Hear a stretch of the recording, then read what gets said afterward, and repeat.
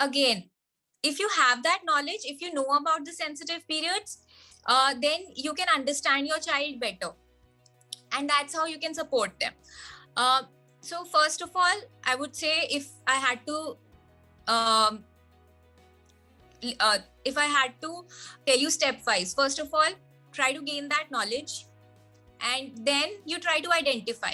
How will you identify?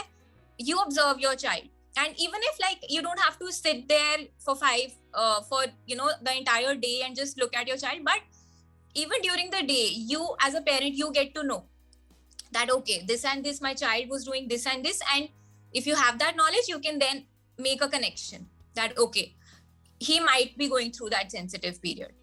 Then once you identify a sensitive period, you need to support that sensitive period.